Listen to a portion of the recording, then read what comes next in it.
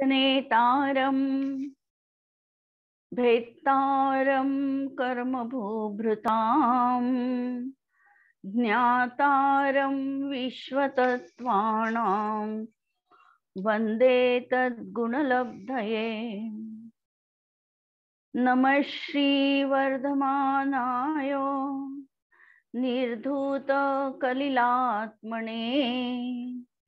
सालोकानां त्रिलोकानां यद्विद्यादर्पणायते। स्वाध्याय कक्ष संपेपर्यंत आपल्या सर्वांना चतुर्विध आहाराचा त्याग असणार आहे। पूज्यपाद आचार्य विरचित शांती भक्तीचा आपण अर्थ बघतो आहे। आचार्य हे अक्षर वाङ्मयाचे धनी असतात। आचार्यांकडून अर्थात निर्ग्रंथांकडून जी ग्रंथ परंपरा किंवा स्तवन आदी रचना झाल्या त्यांना अक्षर लेणं प्राप्त होतं। कालाच्या पटलावर त्या नेहमीसारख्या वज्राप्रमाणे अंकित राहतात। कालौघामध्ये त्या नष्टप्राय होत नाही। रागींच्या जीवनामध्ये एखादी रचना ही काही काळासाठी टिकणारी आहे, पण निर्ग्रंथांच्या हातची लेखणी मात्र अक्षर वाङ्मयाची धनी असते। असेच भक्ती काव्यामध्ये समर्पित असलेले आचार्य पूज्यपाद, आणि त्यांनी ज्यावेळेला ही रचना केली अद्भुत असा चमत्कार त्यांच्या जीवनामध्ये घटित झाला। आणि सर्वसाधारण लोक देखील ज्या वेळेला या शांती भक्तीचं पारायण करतात त्यावेळेला त्यांच्याही जीवनामध्ये अशा प्रकारचं अलौकिक समाधान प्राप्त झालेलं आम्हाला दिसतं। अघटित असं काहीतरी घडलेलं आम्हालाही जीवनामध्ये अनुभवायला येत असतं। अर्थात ही गोष्ट आम्हाला ज्ञात होत नाही की यामुळे असं झालं, पण त्याच्या मागे हा त्रैलोक्येश्वर अशा अधिपती तीर्थंकरांचंच आमच्या मागे एक प्रकारचं वरदहस्त असतो। 8व्या नंबरचा श्लोक आपण बघतो आहे आणि भक्ती काव्याची ही उत्कृष्ट चढती विभाजनी या ठिकाणी आपल्याला पाहायला मिळते। तसंही हे काव्य 8 श्लोकांमध्ये पूज्यपाद आचार्यांनी संपन्न केलेलं आहे। आणि त्यानंतर जी श्लोक आलेली आहे ही जणू काही पसायदान म्हणून त्यांनी जीवनामध्ये कामना केली आहे। त्यांच्या जीवनामध्ये त्यांना दृष्टीची प्राप्ती झाली आणि अलौकिक एक प्रकारचं समाधान, आत्मिक समाधान त्यांच्या जीवनात मिळालं। कारण या व्रतामध्ये मला जीवन अधिक काळ व्यतीत करता येईल ही भावना त्या ठिकाणी होती। लक्षात घ्या, ज्या वेळेला मुनी अवस्थेमध्ये एखाद्या व्यक्तीचा मृत्यू होतो त्यावेळेला किंवा समाधी म्हणा, मुनींचं असल्यामुळे समाधी साधल्या जाते, त्यावेळेला त्यांना देवगतीच मिळणार असते, देवायुच प्राप्त होते। मनुष्य भवामध्ये ते महाव्रती असतात, व्रतांचं पालन करत असतात आणि पुढचा भाव त्यांना अव्रताचा मिळतो। सम्यक दृष्टी असू शकतात पण देव आयुमध्ये व्रत पाळता येत नाही। म्हणून जास्तीत जास्त काळ या मनुष्य पर्यायीत व्यतीत व्हावा अशी स्वाभाविक एक प्रकारची आंतरिक कामना त्यांची जीवनात असल्यास काहीही विपरीत नाही। आणि म्हणून ज्या वेळेला त्यांना दृष्टी प्रदान झाली त्यावेळेला त्यांना जाणवलं की अरे आता आम्ही संयमात अधिक काळ इथे व्यतीत करू शकणार आहे। असंयमी राहून देवायुचं स्वर्ग सुख भोगण्यापेक्षा या ठिकाणी आम्ही मुनिव्रताचे धारक पदवीधारी असं कधीही श्रेष्ठ पद प्राप्त केलेलं आहे। हे त्यांच्या जीवनामध्ये अतीव समाधान देणारी ही गोष्ट आहे। 8व्या नंबरचा श्लोक आपण परत उच्चारण करू आणि त्याचा अर्थ बघूया। शांतिं शांति जिनेन्द्र शांत मनसा त्वत्पाद पद्माश्रयात् संप्राप्ता पृथिवीतलेषु बहव शान्त्यर्थिनः प्राणिनः कारुण्यान् मम भाक्तिकस्य च विभो दृष्टिं प्रसन्नां कुरु त्वत्पादद्वयदैव तस्य गदत शांत्यष्टकं भक्तितः.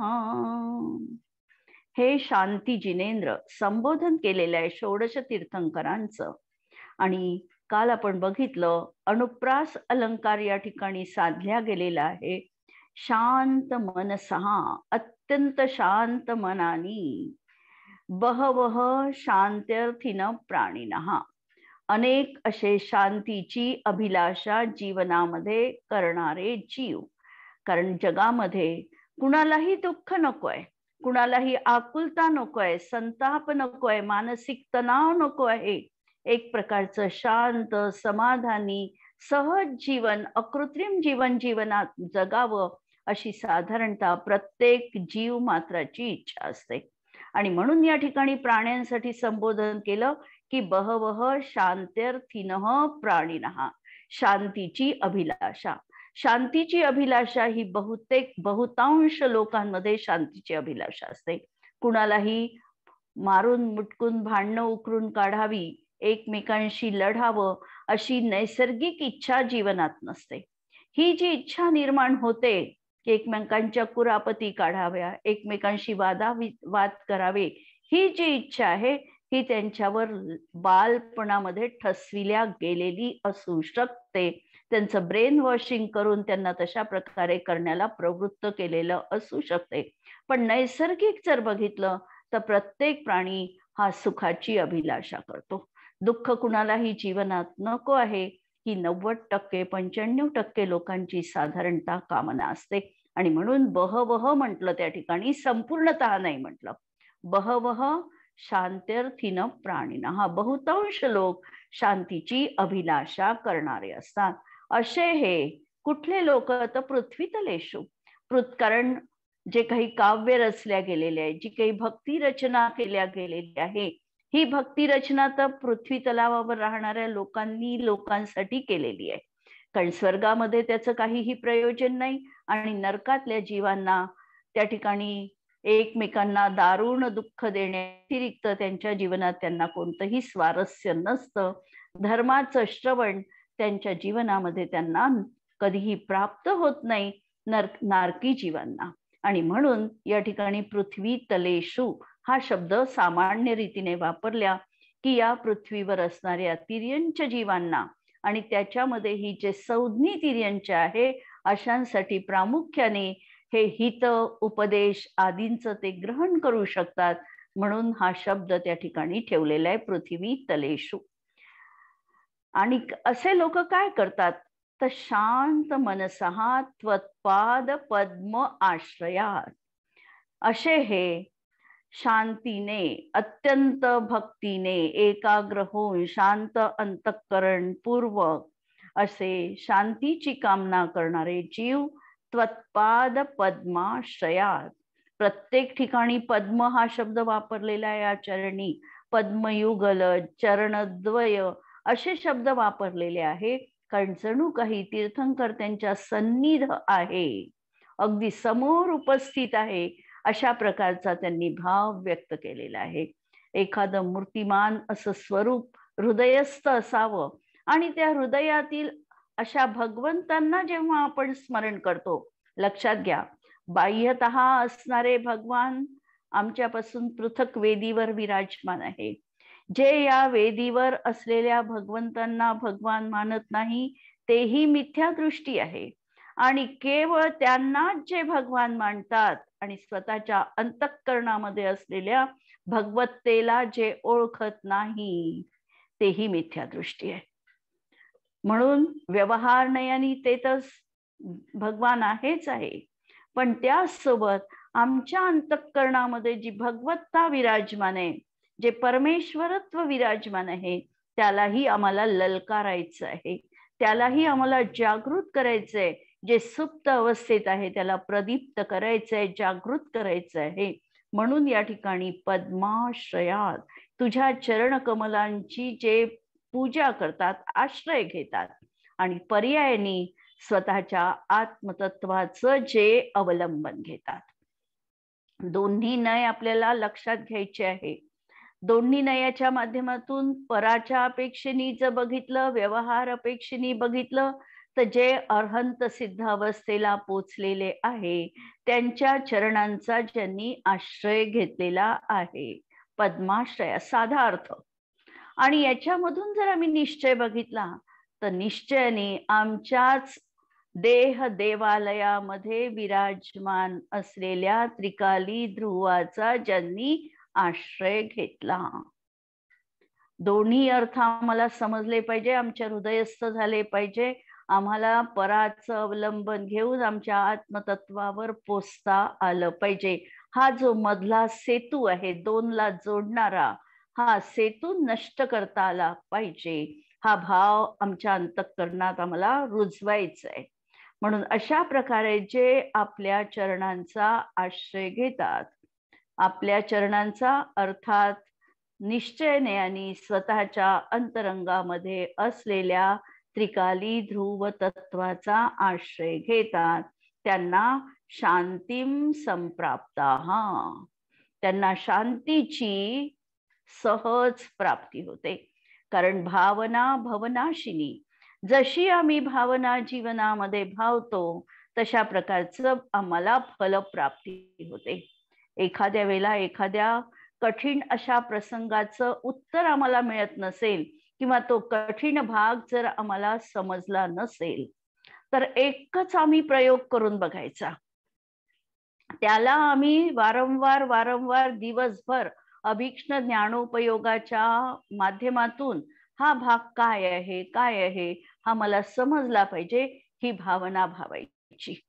24 तास पर्यंत जर अशी भावना भावली तर आम्हाला नक्की त्याचं उत्तर स्वतःच्याच क्षयक्षमाच्या माध्यमातून प्राप्त होऊ शकतं. एखाद्याच वेळेला असा प्रसंग येतो की ज्याचं उत्तर आम्हाला सापडत नाही. अन्यथा प्रखरतेने ती भावना आमच्या अंतरंगामध्ये आम्ही झाली, जोपासली तर त्याचं उत्तर आम्हाला सहजच मिळून जातं. आणि ही वस्तुस्थिती आहे. सगळ्यांनी हा प्रयोग करून पाहू शकता, आपण देखील. आणि हे समाधान आपल्याला मिळतं की नाही मिळत हे देखील आम्ही अनुभवांती लक्षात घेऊ शकतो. म्हणून या ठिकाणी हे सांगतात की शांतीची कामना केली आणि अखंड शांतीची मला प्राप्ती हो, हा जर ध्यास आमच्या जीवनात असेल तर नक्कीच आम्हाला शांती प्राप्त जीवनात होणारच आहे. हा प्रत्येकाने विश्वास अंतरंगामध्ये ठेवायचा आहे. म्हणजे आमचा आत्मविश्वास जागृत करणाऱ्या या 2 ओळी आहे. आचार्यांचा देखील आत्मविश्वास या 2 ओळींच्या माध्यमातून पूर्णपणे प्रगट झालेला आहे की मला जर असं वाटत असेल की माझ्या जीवनात शांती यावी तर तुझ्या चरणांच्या माध्यमातूनच माझ्या अंतरंगामध्ये शांती प्राप्त होणार आहे. हा अकाट्य विश्वास पूज्यपाद आचार्यांच्या जीवनामध्ये देखील होता आणि तसाच विश्वास प्रत्येकाच्या अंतःकरणामध्ये असायला पाहिजे. म्हणून 2 ओळी आता नक्की समजल्या असतील की बहवः शांत्यर्थिन प्राणिनः शांत मनसः त्वत्पाद पद्माश्रयात पृथ्वीतलेषु शांतीम संप्राप्ताः, त्यांना शांतीची प्राप्ती होते. आणि कारुण्यान मम भाक्तिकस्य च विभो, पुढे आचार्य म्हणतात की कारुण्यान मम भाक्तिकस्य च विभो, मी भाक्तिक म्हणजे मी तुझी भक्ती करणार आहे. आणि अशा या माझ्या भक्ताच्या जीवनामध्ये, कारण ज्या वेळेला तीर्थंकरांचं स्तवन त्यांनी प्रारंभ केलेला आहे त्यावेळेला तुम्ही माझ्यापेक्षा श्रेष्ठ आहात, तुम्ही मला वंदनीय आहात, तुम्ही माझे आराध्य आहात, तुम्ही सर्व सुखदाता आहात, तुम्हीच जसं आम्ही म्हणतो की तुम्हीच परम पावन आहात किंवा प्रभू पतित पावन मय अपावन, तुम्ही पतितांचे पावन आहात, तुम्ही पतितांना पावन बनविणारे आहात आणि मय अपावन, मी अपावन आहे, ही भावना भक्ताच्या अंतःकरणातली पहिली भूमिका असते. म्हणून या ठिकाणी सांगतात की मी देखील तुझा भक्त आहे. म्हणून भाक्तिकस्य, माझ्या भक्ताच्या. आणि पुढे चालून ज्या वेळेला ते 6व्या गुणस्थानाच्या भूमिकेत येतात त्यावेळेला हा वंदनीय भाव हा उत्कट टोकावर पोचलेला आहे. कारण 12 कषयांच्या अभावामध्ये त्यांनी ही स्तवन प्रारंभ केलेला आहे. आणि काल आपण बघितलं की मिथ्या दृष्टीच्या जीवनात असलेलं स्तवन, चौथ्या गुणस्थानवरतीच्या जीवनात असलेलं स्तवन, पंचम गुणस्थानवरती एक व्रती म्हणजे देशविरती श्रावकांनी केलेलं स्तवन, आणि मुनींच्या जीवनात मुनींनी केलेली स्तुती किंवा स्तवन, यांच्या भूमिकेमध्ये महत् अंतर आहे. मिथ्या दृष्टी जरी म्हणेल की मला दरिद्रोपी, मी दरिद्री झाला तरी चालतो, संचितोपी, मला चिंता असली तरी चालेल, असं मिथ्या दृष्टी म्हणत असेल तरी देखील श्रद्धा त्याची तशी नसते. श्रद्धेत हे असतं की मला जीवनातली सगळी सुख मिळाली पाहिजे. मिथ्या दृष्टीच्या जीवनात स्तवनाचा अभिप्रायामध्ये फरक आहे. सम्यक दृष्टीच्या जीवनामध्ये तो एखादी याचना करत असेल की याचेहम जिन तव चरणारविंदयोर भक्ती, असं म्हणत असताना श्रद्धेमध्ये मात्र तुम्ही मला काही देऊ शकता हा भाव नाही. चारित्रामध्ये रागअंश असल्यामुळे तिथे स्तवन तशा प्रकारचं असू शकतं, त्याच्यामध्ये विरोध नाही. 5व्या गुणस्थानवरती अजूनही श्रद्धा प्रगाढ झालेली आहे आणि म्हणून सांसारिक सुखाची कुठलीही त्याला अभिलाषा नाही. चारित्रामधून देखील प्रत्याख्यान अप्रत्याख्यान देखील त्याचं गेलेलं आहे. आणि मुनींच्या जीवनात 12 कषयांच्या अनुदयामध्ये रागाची कणिका विद्यमान आहे. आणि राग कसा आहे मुनींच्या जीवनामध्ये, तर पाण्यावर रेष ओढल्यानंतर त्याचं जेवढं अस्तित्व राहील तशा प्रकारचा राग त्यांच्या जीवनात आहे, ज्याला म्हटलं जातं संज्वलनचा राग. हा संज्वलनचा राग दिसतो, म्हणजे खूप निरीक्षण केलं तर दिसेल, अन्यथा तो ठळक रूपाने दिसत पण नाही. आणि त्यांनी जेव्हा भगवंतांची स्तुती केली, 6व्या गुणस्थानाच्या भूमिकेत ते शुभोपयोगाच्या भूमिकेत स्तुतीचा भाव करतात. पण शुद्धोपयोगात गेले, 7व्या गुणस्थानात गेले की वंद्य भाव संपला. तुम्ही माझे आराध्य आहात हा भावही संपला आणि तल्लीनता अद्वैतपणा आला. म्हणजे कुठे सुरू झाली होती स्तवनाची प्रारंभिक भूमिका आणि कुठच्या लेवलवर येऊन पोचली, मधला टप्पा हा असा अलगद त्यांनी अकृत्रिम रीतीने पार केला. 7व्या गुणस्थानामध्ये अद्वैत भक्ती म्हटल्या जाते. अद्वैत भक्ती तू आणि मी असा भावच नाही, वंद्यक भाव नाही. तुम्ही आराध्य आहा, मी आराधक आहे हा भाव संपलेला आहे. मी भक्त आहे, तुम्ही भगवान आहे, ही भूमिका बदललेली आहे. तिथे भूमिका झाली अहम. पहिली भूमिका होती दासोहम, नंतरची भूमिका झाली सोहम, आणि आत्ताची भूमिका आहे अहम. जो मैं हूं वह है भगवान, और जो वह है वह मैं हूं. मी आणि तू दोन्ही एका लेव्हलवर येऊन पोचलेले आहे. म्हणून पहिली 6व्या गुणस्थानवरतीची भूमिका या ठिकाणी आम्ही लक्षात घ्यायची की कारुण्याण मम, तीर्थंकरांना म्हणत आहे माझ्यावर करुणा करा, कृपा करा. आणि विभो दृष्टीम प्रसन्नाम करू, दृष्टीम प्रसन्नाम करू, माझ्यावर तुम्ही दृष्टी प्रदान करा, मला दृष्टी द्या. दृष्टी द्या म्हणत असताना कोणती दृष्टी त्यांना अभिप्रेत आहे? लौकिक चक्षु अभिप्रेत नाही, कारण ती त्यांची भूमिकाच नाही. ती त्यांची भूमिका तर वरची आहे, 6व्या गुणस्थान वरतीची भूमिका आहे. त्यामुळे अशा प्रकारची लौकिक दृष्टी मला प्राप्त व्हावी ही त्यांची अंतरंगातली मान्यता नाही. वरुण स्तवन करत असताना मला दृष्टी प्राप्त हो हा भाव आहे. पण कोणती दृष्टी? तर समीचीन दृष्टी, वीतराग दृष्टी, अशी दृष्टी की ज्याच्या माध्यमातून मला परम विशुद्धी होईल.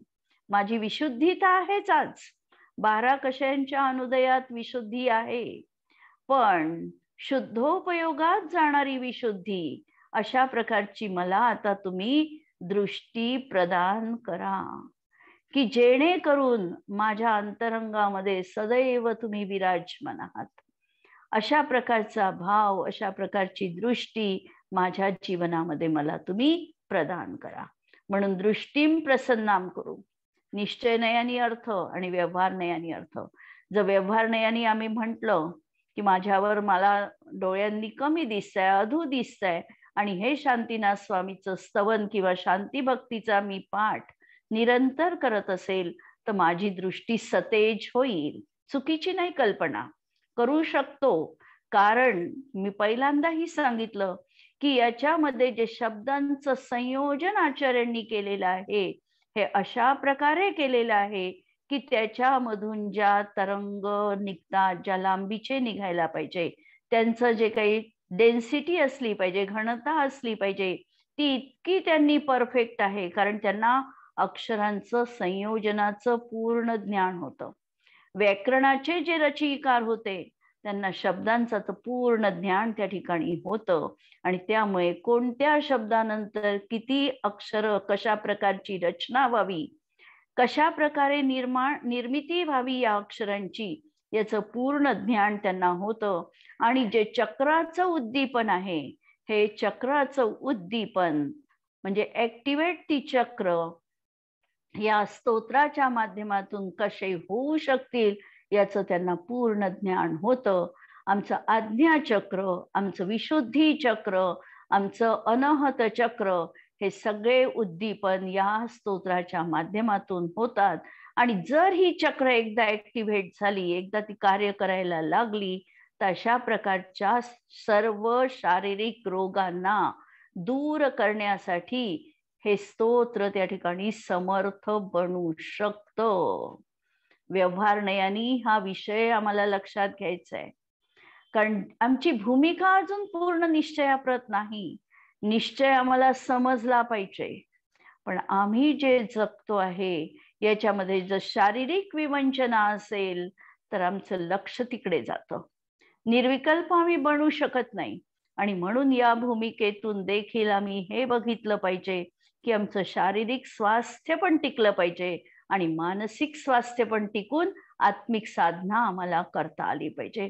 कुठेही इनबॅलन्स जर झालो आम्ही तर आम्हाला आत्मिक साधना करता येऊ शकत नाही, कारण तेवढी आमची अजून तयारी नाही. म्हणून दृष्टीम प्रसन्नाम कुरु. बऱ्याचदा या शब्दांवर आक्षेप घेतला जातो की आचार्यांना देखील लौकिक कामना त्यांनी व्यक्त केली अशा प्रकारचं म्हटलं जातं. परंतु हे त्यांच्या जीवनामधलं मिथ्यात्व नाही.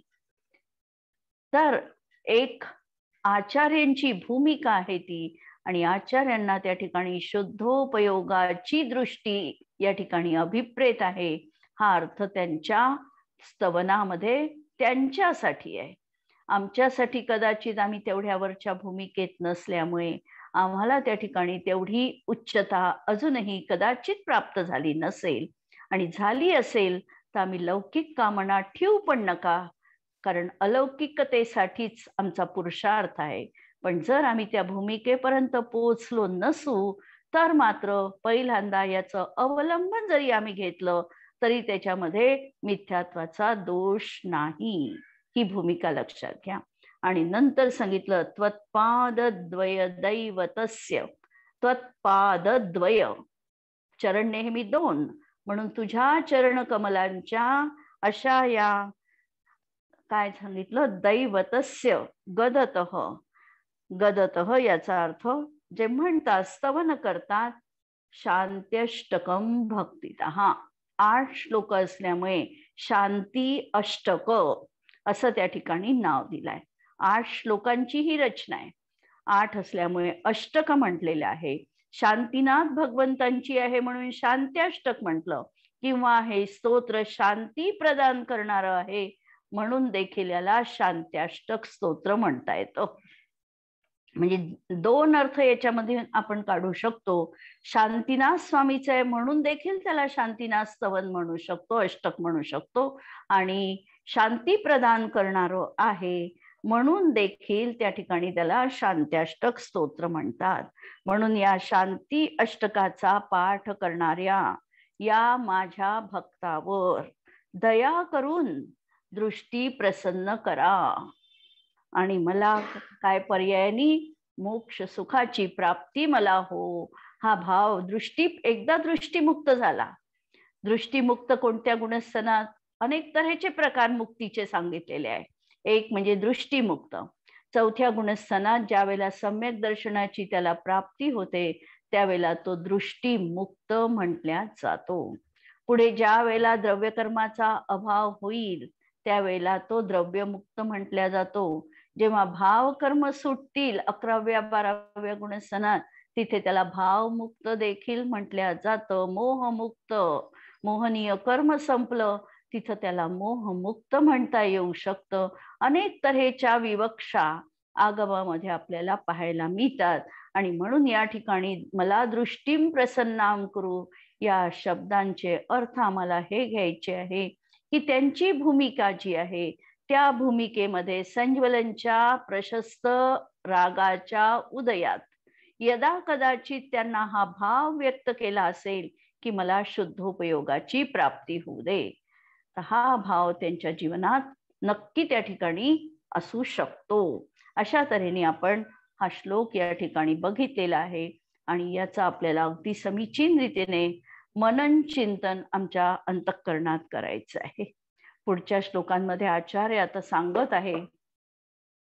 आता ही जी श्लोक आहे ही श्लोक अर्थात पसायदानाची श्लोक जर आम्ही म्हटलं तर त्या ठिकाणी बिघडू नये.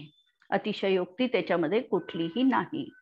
आम्हाला 700 वर्षापूर्वी रचलेलं पसायदान ज्ञानेश्वरीचं पसायदान माहिती आहे. आणि ज्ञानेश्वरीचं पसायदान आज पूर्ण भारतामध्ये सगळ्यांनी पसायदान कुणाचं?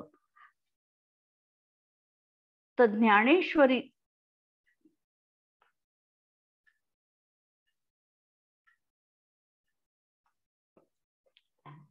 ज्ञानेश्वरीचं पसायदान असं आम्हाला त्या ठिकाणी माहिती आहे. पण ज्ञानेश्वरींची रचना जी झाली ती 700 वर्ष आधी आत्ता. आणि हे जे काही पूज्यपाद आचार्यांनी जागतिक शांतीची, वैश्विक शांतीची कामना केली, ज्याला आम्ही पसायदानच म्हणू शकतो, ही कामना 5व्या शतकामध्ये केली. म्हणजे सगळ्यात पहिल्यांदा जर आम्ही जागतिक शांतीची कामना करणार कुणी मागितलं असेल भगवंतांजवळ, तीर्थंकरांजवळ, तर ते पूज्यपाद आचार्यांचं नाव आम्हाला घ्यावं लागतं. त्यानंतर पुष्पदंत नावाचे एक कवी होऊन गेले ज्यांनी महापुराणाची रचना केली जी अपभ्रंश भाषेमध्ये आहे.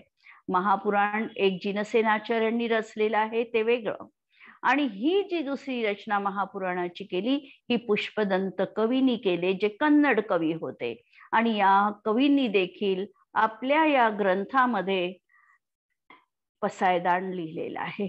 आणि पसायदान लिहत असताना या जगामध्ये सर्व प्राणी मात्रांना सर्व सुखाची प्राप्ती हो, वर्षा ही वेळेवर येवो, सगळ्या प्रकारच्या लोकांना धनधान्याची विपुलता असू दे, हा भाव त्या महापुराणामध्ये पुष्पदंत कवींनी व्यक्त केला. पूज्यपाद आचार्यांनी सुद्धा 5व्या शतकामधले हे आचार्य आणि 5व्या शतकामधल्या आचार्यांनी सुद्धा जगामधल्या यच्चयावत प्राणी मात्रांना सुखाची प्राप्ती व्हावी ही भावना अशा तऱ्हेने याच्या काही श्लोकांमध्ये आपल्याला केले दिसते. जेव्हा आम्ही अष्टक देतो आणि अष्टक दिल्यानंतर विसर्जन म्हणतो, विसर्जनामध्ये जे काही आम्ही पाठ म्हणतो त्याच्यामधले बहुतांश पाठ या शांती भक्तीच्या उत्तरार्धामध्ये आलेले आहे आणि त्याचंच आम्ही पाठ विसर्जनामध्ये म्हणतो. आणि विसर्जन म्हणत असताना त्याही ठिकाणी आम्ही तीच कामना केली आहे. वर्षतु मघवा व्याधयो यान्तु नाशम दुर्भिक्षम चौरमारीम क्षणमपि जगताम मास्मभुज्जीवलोके. ते श्लोक या ठिकाणी आता आम्हाला बघायचे आहे. श्लोक नंबर 9 बघा. शांतिजिनं शशि निर्मल वक्त्रम शीलगुणव्रत संयम पात्रम अष्टशतार्चित लक्षण गात्रम नौमि जिनोत्तममम्बुज नेत्रम. शांतिजिनं शशि निर्मल वक्त्रम शीलगुणव्रत संयम पात्रम अष्टशतार्चित लक्षण गात्रम नौमि जिनोत्तममंबुजनेत्रम। शांतिजिनम, हे शांतीनाथ भगवान. शशी निर्मल वक्त्रम, तुमचं वक्त्र म्हणजे मुख, तुमचं मुख कसं आहे तर शशी निर्मल. शशी याचा अर्थ चंद्र, चंद्राप्रमाणे निर्मल असं मुख तुमचं आहे, पहिली विशेषण. दुसरं सांगितलं शील गुण व्रत संयम पात्रम.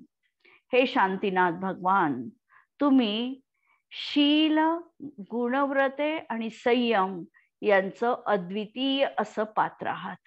अर्थात त्यांच्या जीवनामध्ये आता शीलव्रत, संयम हे सगळं कसं आहे तर यथाख्यात चारित्र रूपात विद्यमान आहे. त्यांच्या जीवनात भेदरूप चारित्राचं काही कारणच उरलं नाही. सामायिक छेदोपस्थापना किंवा 12 प्रकारची श्रावकाची व्रत किंवा 5 प्रकारचा संयम किंवा 12 प्रकारचा संयम किंवा 5 प्रकारचं चारित्र असा त्यांच्या जीवनामध्ये भाव नसून चारित्राची पूर्णता त्यांच्या जीवनात आम्हाला दिसते. 18,000 शीलाचे ते अभेद शैलेशी रूपाने स्वामी बनलेले 14व्या गुणस्थानाच्या अंती. जरी चारित्र त्या ठिकाणी असं म्हटलं जातं की यथाख्यात चारित्राची प्राप्ती ही 11-12 गुणस्थानात आहे, परंतु जोपर्यंत अघाती कर्म विद्यमान असतं तोपर्यंत त्यांना शैलेशी रूपानी चारित्र म्हटल्या जात नाही. अन्यथा असं होईल की चारित्राची पूर्णता आधी झाली आणि ज्ञानाची पूर्णता नंतर झाली. कारण ज्ञान 13व्या गुणस्थानात केवळ ज्ञानामध्ये परिवर्तित झालं. 12व्या गुणस्थानात ते छद्मस्थ आहे, मतिश्रुत अवधी मनपर्यय ज्ञानी आहे 12व्यात. 13व्यात मात्र केवळ ज्ञानाची प्राप्ती आहे. आणि जर आम्ही 12व्यात चारित्र पूर्ण मांडलं तर आमचा क्रम चुकेल. श्रद्धा, ज्ञान आणि चारित्र असा पूर्तीचा क्रम आहे. पहिले श्रद्धा पूर्ण होणार, मग ज्ञान पूर्ण होणार आणि तदनंतर चारित्र पूर्ण होणार. म्हणून 14व्या गुणस्थानाच्या अंती त्यांचं चारित्र हे पूर्ण मांडलं जातं आणि चारित्राची पूर्णता होता क्षणीच सिद्धावस्था त्यांना प्राप्त होते. म्हणून जरी व्रत, शील, गुण, संयम यांचं ते अद्वितीय पात्र आहे असं म्हणत असताना ही भेदाला आम्हाला समजण्यासाठी सांगितलेलं आहे. त्यांचं अभेद रूप चारित्र, अखंड चारित्र, बाह्य अभ्यंतर क्रिया रहित चारित्र हे इथे अभिप्रेत लक्षात घ्यायचं आहे. नंतर अष्टशतार्चित लक्षण गात्रम, त्यांच्या शरीरावर हे 1008 अष्टशत अर्चित 1008 अशी त्यांच्या शरीरावर लांछनं असतात.